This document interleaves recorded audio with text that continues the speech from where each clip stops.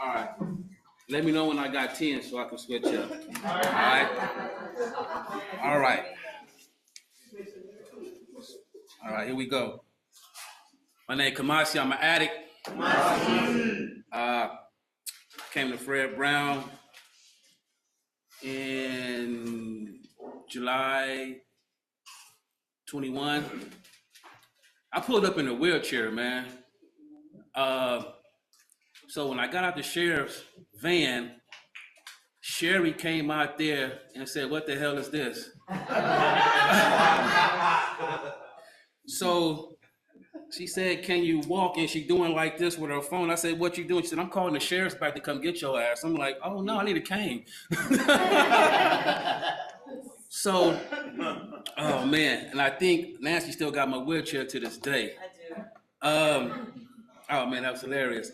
So during the intake, I go up to Liz's office at this time, and I sit there and I tell Liz, "I don't think I want to be here. I don't think my kind is accepted here." She said, "What kind is that?" I said, "The kind you looking at." She said, "Honey, I done seen all kinds, every kind, and any kind. What's your social?"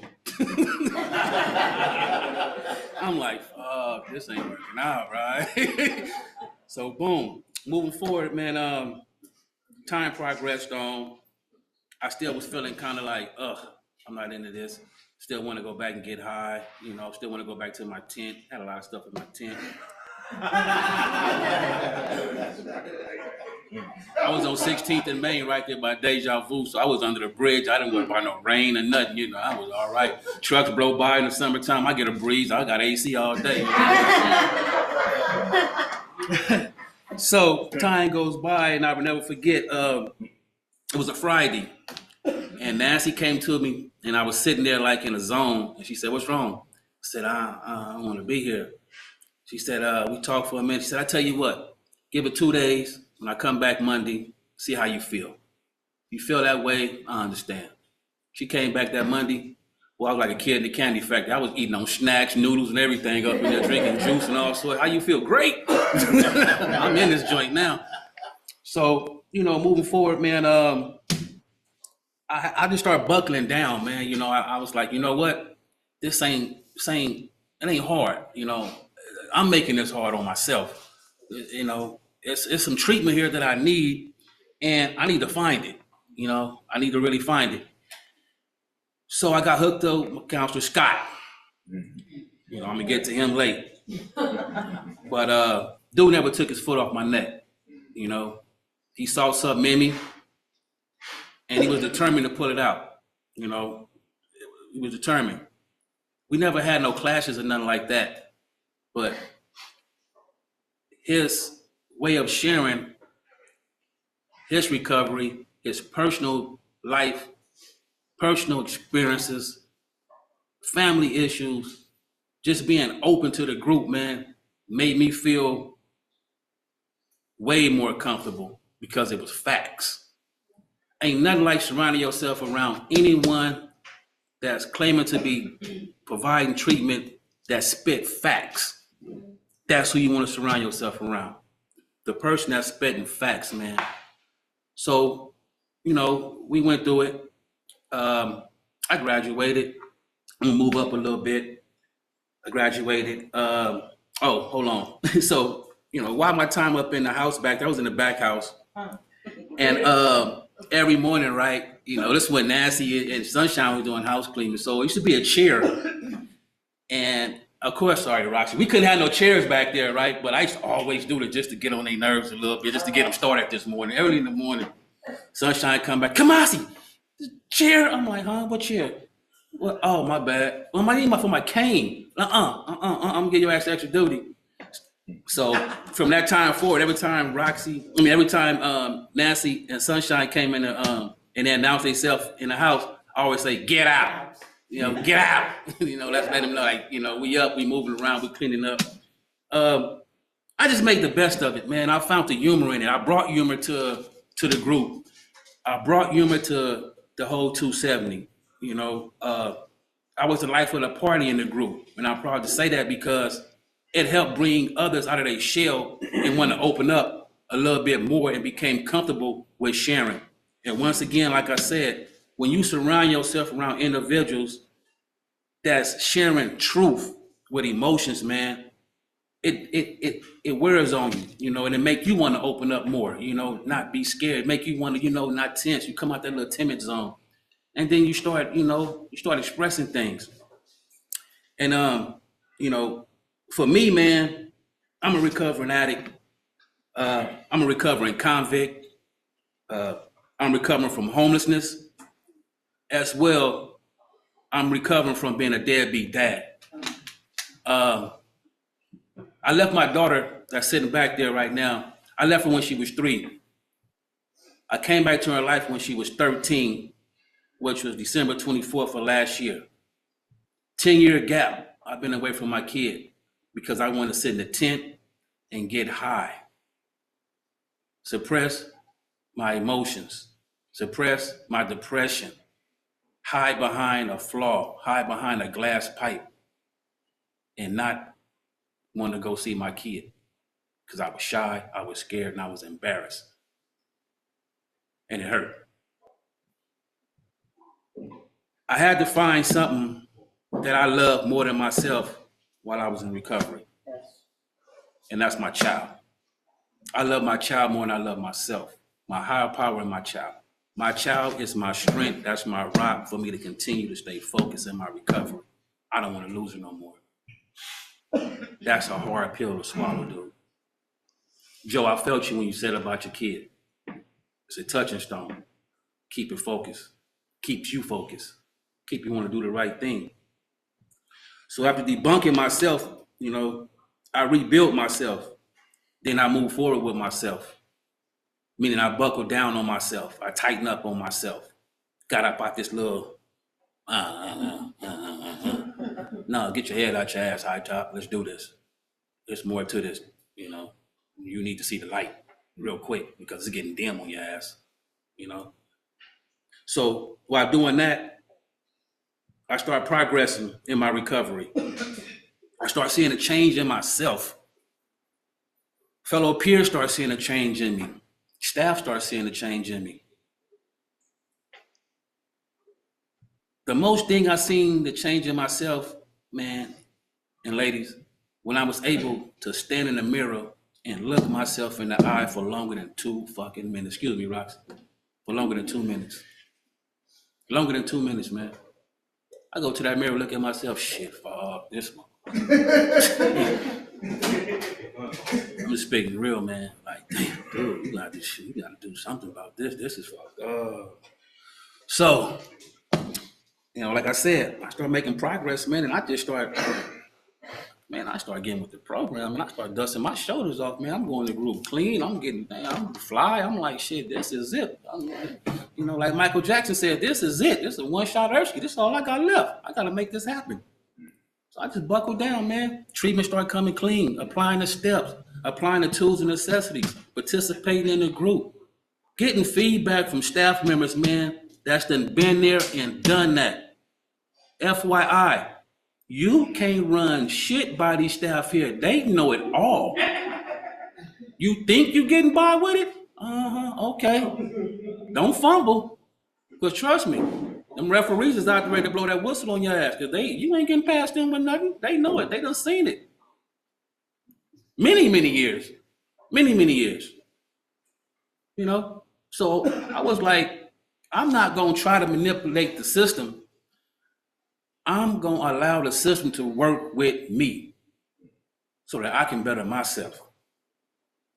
I'm going to find it.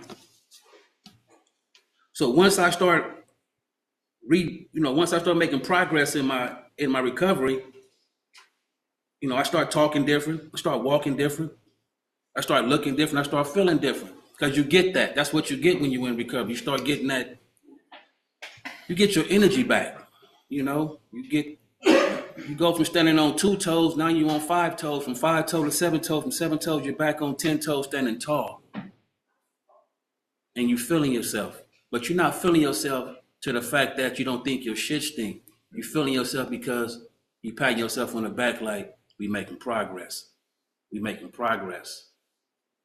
That's where it counts at. We're making progress. During my recovery, I also didn't allow the rush to rush me in my recovery. Meaning, I didn't rush in my recovery to get back to the streets, but like, hey, homie, what's happening, man? Yeah, what's going on? Where the bitches at, man? What's going on? Let's do all this, you know? No. Because see, them same dudes, that same crew, them same people, is the same ones when you was up in there before you got to this program, or where you may have come from to get to this program. They didn't come see you when you was in that tent. They didn't come send you no money when you was in that jail. They didn't write you no letter send you no nothing. Nothing. They didn't give you hot water to cry with. So I'm not gonna be in a rush in my recovery to rush back to some fuckery. I'm gonna stay focused. I gotta remain focused. Them dudes ain't worth two dead flies. Straight up. Straight up. We all done been there. We all know what I'm talking about. From jail to homelessness to all that. Homies that was homies, them dudes is frenemies. That's what I call them, frenemies. I mean, homies and frenemies. They only like you when you either going to go do something or do some stupid stuff or smoking some stupid stuff. You the best man then. When you trying to walk a straight line, they don't want to be next to you. They scared of you. So I didn't rush in my recovery, man. I took my time because I wanted to get everything that the recovery had to offer me to better myself, man. So I also stayed in my lane, you know. I stayed in my lane that was working for me because I knew if I try to step in the next man's lane or step outside my lane, it's a relapse game. And it's gonna happen. When you step outside your lane and try to step into the next man's lane, it's a relapse game. We don't want that. That's a failure. Here's a quote of mine that I'm gonna give to y'all. A slow nickel in recovery beats a fast dime out of recovery. Y'all dig it? Take that slow nickel while you're in this recovery. Process the treatment tools. Apply all information that you're getting from the counselors, caseworkers, maintenance people. All of them is addicts or have some type of addiction. They can give you some outlets, some intel that's positive. Trust me. From Willie, the maintenance dude, to Josh, Josh, the housekeeping over there, do 270 and the other houses. All of them. I talked to all of them, man. All of them. All of them shared their experience, strengths, and hopes with me, man. I gathered something from each and every last individual, and I applied it to my lane. I didn't step in their lane. I just took what they shared with me, reviewed it, put it in my database, and moved forward with it because it was positive information. Let me see here. The way how I got to great from good in my recovery, because we don't use the word good in recovery. I don't know if y'all familiar with that, if that's been laid on y'all shoulders yet. We don't use the word good. You know, that's how. The way how I got great in my recovery was like how I shared it with y'all earlier, letting old things, people, places, and habits go. You know, you gotta let them go. You know, you love them like a rock and that's hard, but guess what? You gotta let them go, dude. You gotta let them go. That ain't nothing but just a hindrance to your recovery. They don't want to see you doing good. They want to see you down and out records. I also set 2 or 3 short-term goals for myself to keep my goals at a achievable pace. You know, you don't want to put too much on your plate, but setting 1 to 3 short-term goals that you see is for reachable, then you knock them down 1, 2, 3. You don't want to overload yourself. I didn't. I set 3 goals and I knocked them down. Remain sober, clean, abstinent from drugs, 1 day at a time, and got back in my daughter's life. That was my number 1 goal, major goal.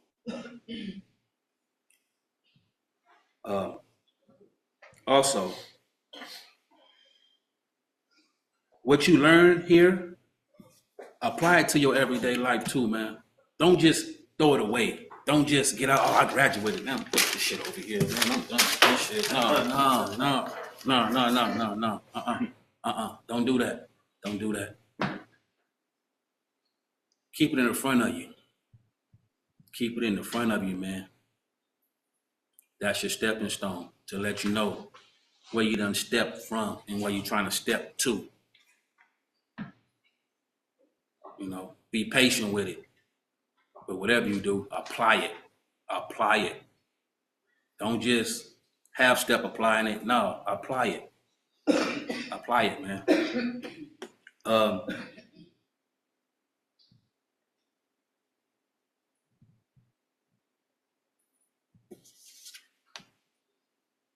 It wasn't easy, man. It wasn't easy because I'm the only individual that's here from my family. I'm the oldest kid. My sister is a Marine. She's a sniper. My little brother's in law enforcement. My baby brother's in Arizona. My daughter. My mom was shot and murdered by my sister and my baby brother's father and died in my little brother's arms in our house in front of all three of my siblings. I was in the feds for 4 months to go in Terminal Island. Some of y'all wondering what for? Bank robberies. To this day, my little brother blames me to this day for my mom's death. Because he said I put gangs before my mom. I put gangs before our family. And I did. I did. I damn sure did.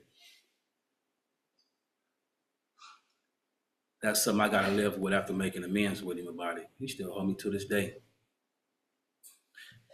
But one thing for sure, two things for certain.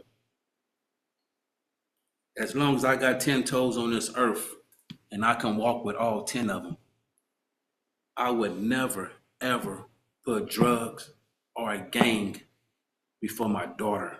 That shit is out. It's over. I have no reason for it. Been there, done that. When you lose something, man, when you lose something and then you suppress yourself to something that you think is going to take away that pain, check this out, partner. When you come down off that high horse, whew, Lord have mercy. Check a motherfucking bag of bastards whack you upside the head. And then when you ain't got that high horse to climb back on, you just stuck like, damn, oh man, what do I do now? You don't have no outlet. So you just start turning to anything that you can think is an outlet, man. That's not good. I did that. I thought it would work, but it didn't. Hanging in the tent, you know, part of my French, shitting in trash bags, pissing in buckets, washing my ass at a gas station, high as Rick James with the radiator water thing on me at 2 a.m. and shit. Shit is bananas. This is facts. You know, I look back at that stuff now, it's like, wow, this guy's amazing. Like, fuck. But I also look at like, look how far you come. Look what you done accomplished. You know, it can be done, man. It can be done. I'm standing here before you and telling you it can be done. Whatever you do, don't give up. Because that's what the favors want you to do. They want you to give up. You the odd. You want to become that favor that the odds bet on because they know that you can upset the favor. That's me. I'm that odd that can upset the favor. I've been doing it since I got here and got out of here, and I'm still doing it to this damn day. They can't beat me because I ain't gonna let them again. I'm not. You feel me? I'm not. With that being said, man, for those that's impatient, I hope you grab something from this, man. If you don't grab nothing else, grab this, man. A slow nickel beats a slow nickel impatient in an impatient program beats a fast dime out. Remember that. Internalize that. And if you got any questions about what I mean by that, jam me up 5 yards later on, and I'll break it down for you. It's something that you can use. With that, before I go, I'm gonna give my my praises to the people, man, that helped me. Nancy, I'm still waiting on the foster papers. They should be coming through. My adoption papers. So, once they get here, I will be, sending a copy to you. You are the link to Fred Brown to me. You have a way of helping someone see the light from a different angle. And when they analyze that, for me, I was able to see the light. And I seen how bright it got. And it's bright, man. It's bright. And I love you and thank you for it. Chris, everybody know Chris crazy ass. This dude's one of a kind, man. Chris, man, shit. That's my guy, man. I got major love for that dude, man. Major love. He's another one. That's a strong anchor to this recovery center. Matt. Something quick about Matt. When we used to go to the park and Matt spoke, I listened. I'd be over here talking and everything like that, job. But Matt spoke, I listened. Let me tell you why. Matt never glorified the things that he got. He glorified how he got them and what he went through to get them. That's what got my attention. Speaking real, not what he flossing and all that. A lot of sponsors do that when they up at that park. I'm sorry. They do. They glorify shit that they shouldn't be glorifying. They got people don't want to come up to them asking for a sponsor. Just my opinion. Sorry. But Matt, yeah, he gave it. He got my attention every time he spoke. So anytime he speaks at that park, it's kind of like pay attention to him, man. He gonna give you something that you're gonna lock into. Sunshine. Right. Her and Nancy go hand in hand, man. Sunshine, she got her own little way of giving you extra duty. But all in all, Sunshine helped me a long way with her little conversations that we had, keeping me grounded, checking on me, making sure I'm doing the right thing. Another one never gave up on me and always spoke the truth. I don't know if some of y'all know Wendy. Oh, yeah. Okay. Yeah. Wendy hold a special place in my heart. Yeah. Wendy went to bat for us. Wendy went to bat for us in a major way. And we were always upset to the outcome of that. But however, she got major love. Abel, I know y'all know Abel crazy. I know y'all know, okay? Man, this dude's outrageous. Abel's another good dude, man. He don't click with many and most, but you have to understand Abel. He's a veterano. He's an OG. He carries himself as a veterano and an OG. And if you coming at Abel with some that he can see right through and see through you, he gonna let you know the real. He gonna tell you. Other than that, he also gonna tell you what's right and what's wrong. And Abel stood up for me. He stood up for me when I first got there. You know, staff member went and told somebody something that me and Joy didn't want to get up. But Abel went up to bat for him and told him, no, it didn't happen like that.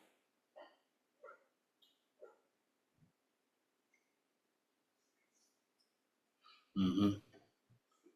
Big Lou. Yes, Lordy, Big Louie.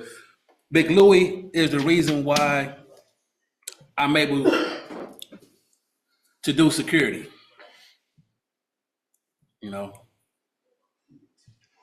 he got me hired doing security to some people, you know. And I never let him down. Never. He's a good dude, man.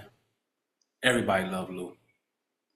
That's another veterano. That's another big homie. Speaking in our terms that we all understand. Now, y'all may know this cat right here named Curtis. Let me tell y'all about Curtis, man. So I was in a program with Curtis. Curtis graduated. I still had a couple more months to go. Make this story short. This dude gave me so much inspiration because this dude used to ride a Tony Hawk skateboard to freaking fucking work, man. And he used to ride it to work, dude. Fresh out of graduation. Ride it to work. I said, shit.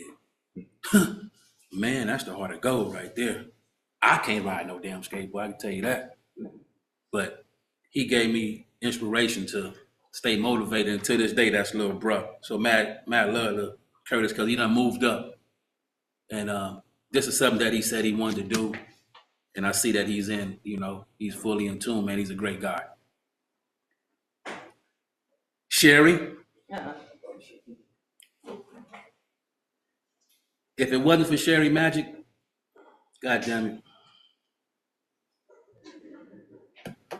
I think I'd be in the tent. I don't think I know I would. She's an amazing woman. She pulls strings. She got resources. And she will help you if you're sincere. Special woman. Last but not least, Scott. My role model. How many minutes I got? 2? It's funny that an African got a Caucasian for a role model, huh? He the reason why, man, I'm able to rebuild and be reborn. He brought out the best in me. He saw something in me that I didn't see in myself, and that was change. Thanks to that change that he seen in me, that's what brought me here to share my experience, strengths, and hope with y'all from my heart. Furthermore, before I go,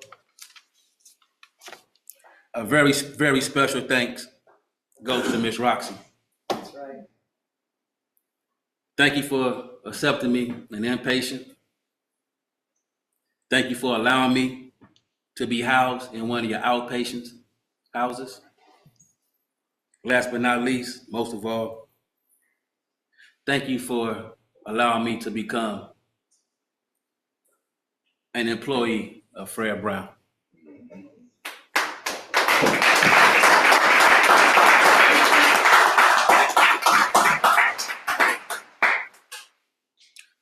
I'm Kimasi, and I'm at it.